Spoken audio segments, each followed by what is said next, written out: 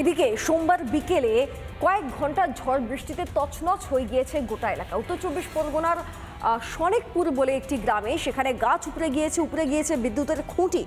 কার্যতই সর্বস্ব হারিয়ে মাথায় হাত স্থানীয়দের।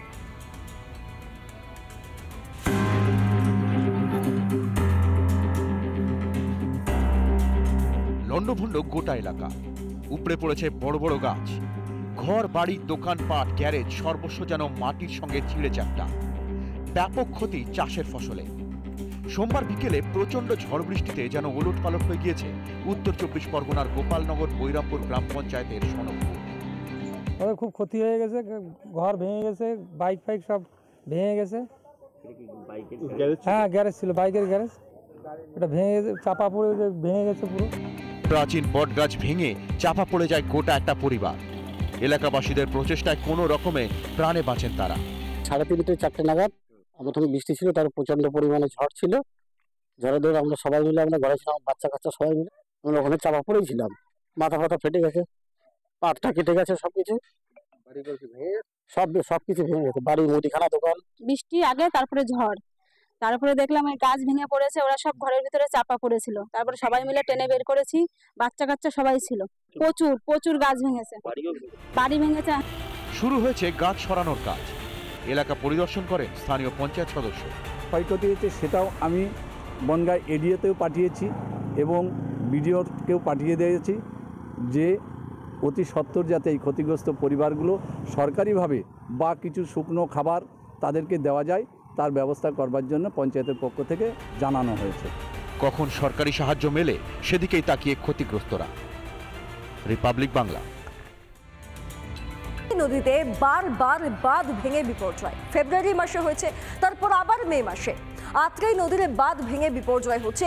এলাকাবাসীর অভিযোগ যে দুর্নীতির কারণেই বারবার এই বিপত্তি তৈরি হচ্ছে। সুকান্ত মজুমদার এলাকা পরিদর্শনে যান এবং মহকুমা শাসক আশ্বাস দিয়েছেন বাঁধ নাকি সারিয়ে দেওয়া হবে।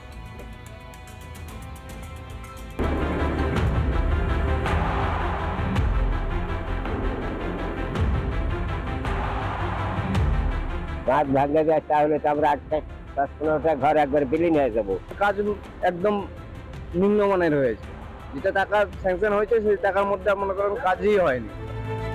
বাঁধের বয়স বছর গড়িয়েছে কি গড়ায়নি, তার মধ্যেই বারবার বিপর্যয়।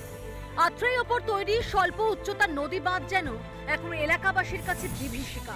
বাঁধের আরেকটি অংশ নতুন করে ভেঙে পড়ায় ঘুম উড়েছে বালুরঘাটবাসীর। হু হু করে বেরিয়ে যাচ্ছে নদীর জল।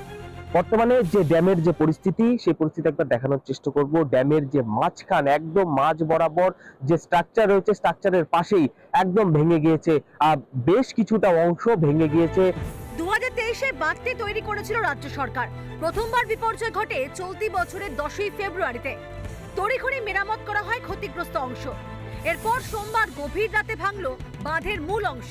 ফেব্রুয়ারির পর মে মাস, মাত্র 3 মাসের মধ্যে কেন আবার ভেঙে পড়লো নদী বাঁধ? সরকার ভালো মতো কাজ করবে না, করে না, এবং যারা ঠিকাদার কন্ট্রাক্টর এরা ভালো কাজ করে না। হয়তো টাকা আত্মসাৎ করেছে, চুরি করেছে, অর্ধেক টাকায় হয়তো কাজ হয়নি। যদি কাজটা ভালোই হতো তাহলে 1 বছর 1.5 বছরের মধ্যে ভাঙতো না জিনিসটা। এদিকে বিপর্যয়ের খবর পেয়ে মঙ্গলবার ঘটনাস্থলে আসেন প্রশাসনের কর্তা ব্যক্তিরা। আশ্বাস দেন দ্রুত ব্যবস্থা নেবার। সুপারিনটেন্ডিং ইঞ্জিনিয়ারও আসছেন, এসে নিশ্চয়ই ওনারা নেসেসারি অ্যাকশন নেবেন আর কি। বাঁধ বিপর্যয়ের খবর পেয়ে এদিন ঘটনাস্থলে আসেন স্থানীয় সাংসদ তথা কেন্দ্রীয় প্রতিমন্ত্রী সুকান্ত মজুমদারও। নেতাকে সামনে পেয়ে স্থানীয় প্রশাসনের বিরুদ্ধে ক্ষোভ উগরে দেন এলাকাবাসী।